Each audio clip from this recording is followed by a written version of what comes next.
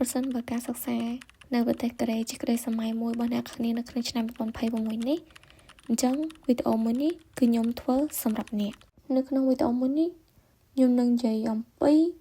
ថាតើអ្វីខ្លះដែលយើងគួរតែត្រៀមក៏ដូចជាដឹងមុនពេលនឹងយើងដាក់អាហារូបករណ៍មកសិក្សានៅប្រទេសកូរ៉េ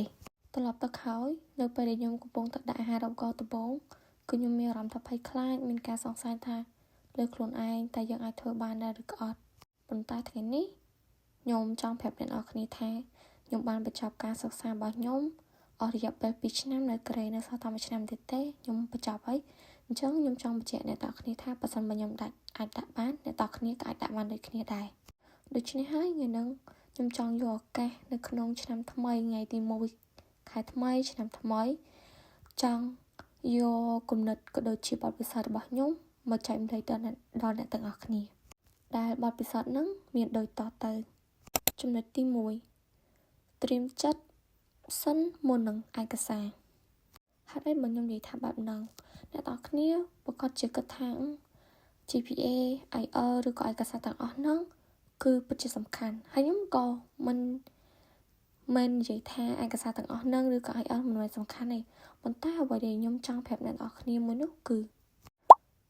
ចង់ឲ្យអ្នកទាំងអស់គ្នាត្រៀមកាយត្រៀមចិត្តមុនសិនមុននឹងអ្នកទាំងអស់គ្នាមករៀននៅប្រទេសកូរ៉េព្រោះថាការសិក្សានៅប្រទេសកូរ៉េមិនមែនងាយស្រួលទេអ្នកទាំងអស់គ្នាអាចនឹងជួបបញ្ហាខាងភាសាការរស់នៅក៏ដូចជាសម្ពាធឬក៏ការសម្របខ្លួនទៅជាមួយនឹងមជ្ឈដ្ឋានជុំវិញខ្លួនដែលអ្នកគ្នាត្រូវមកចាប់ផ្ដើមនៅប្រទេសកូរ៉េអញ្ចឹងហើយខ្ញុំចង់ឲ្យអ្នកទាំងអស់គ្នាសម្រេចចិត្តឲ្យបានច្បាស់ដឹងខ្លួនឯងច្បាស់មុននឹងចាប់ផ្ដើមដាក់អាហារូបករណ៍មួយនេះអញ្ចឹងនៅពេលដែលអ្នកគ្នាស៊ូហើយសម្រេចចិត្តខ្លួនឯងថាច្បាស់ហើយថាចង់មករៀននៅកូរ៉េហើយអញ្ចឹងអ្នកគ្នាត្រូវចាប់ផ្ដើមត្រៀមខ្លួនហើយនឹងពង្រឹងស្មារតីខ្លួនឯងក៏ដូចជាវឹកហាត់ខ្លួនឯងឲ្យបានច្រើនចំណុចទី2ចាប់ផ្ដើមតូចហើយនឹងចាប់ផ្ដើមពីថ្ងៃនេះអ្នកមិនចាំបាច់ផ្ដើមពីអ្វីគ្រប់យ៉ាងក្នុងពេលតែមួយអ្នកទាំងអស់គ្នាយើងគ្រាន់តែចាប់ផ្ដើមពីចំណុចតូចដូចជាការផឹងផែងសិក្សាភាសាអង់គ្លេសរបស់អ្នកទាំងអស់គ្នាឬក៏បើសិនបើអាចសិក្សាភាសាកូរ៉េបន្ថែមមួយវិញទៀតអ្នកទាំងអស់គ្នាអាចចូលទៅរកក៏ដូចជាព័ត៌មានទាក់ទងជាមួយនឹងអាហារូបករណ៍ឆ្នាំមុននៅក្នុង page របស់ Study in Korea បានអ្នកគ្នាពេលចាប់ផ្ដើមវាមិនចាំបាច់ឥតខ្ចោះអីល្អណាស់ទេប៉ុន្តែការចាប់ផ្ដើមគឺជាចំណុចសំខាន់ពីព្រោះថាការចាប់ផ្ដើមគឺជា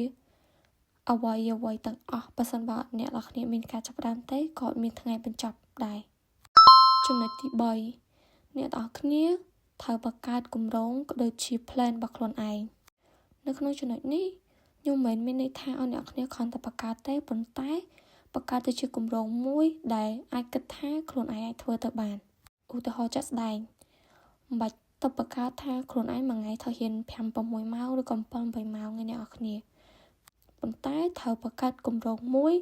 ដែលមើលទៅយើងអ្នកគ្នាអាចធ្វើបានហើយនឹងវាជាក់ស្ដែងតាមនៅអ្វីស្ថានភាពរបស់អ្នកគ្នាកំពុងតែធ្វើម្ដងទៀតខ្ញុំចង់ប្រាប់អ្នកនរគ្នាថាបើសិនបើឆ្នាំហ្នឹងអ្នកនរគ្នាពិតជាមានក្តីសម័យចង់មកសិក្សានៅប្រទេសកូរ៉េមែនអ្នកនរគ្នាអត់ចាំបាច់ប្រញាប់តែអ្នកគ្នាត្រូវតែចេះត្រៀមខ្លួនឲ្យឆ្លាតវៃការចេះរៀបចំគម្រោងក៏ដូចជាដឹងថាអ្វីជាចំណុចខ្សោយអ្វីជាចំណុចខ្លាំងរបស់អ្នកនរគ្នាហ្នឹងហើយគឺជាចំណុចដ៏ល្អវីដេអូមួយនេះគ្រាន់តែជាចំណុចចាប់ផ្ដើមនៃការចែកម្លែករបស់ខ្ញុំទេខ្ញុំនឹងព្យាយាមចែកម្លែកបន្ថែមទៀតអំពីការដាក់អាហារូបករណ៍ក៏ដូចជាការរៀបចំក៏ដូចជា process along the way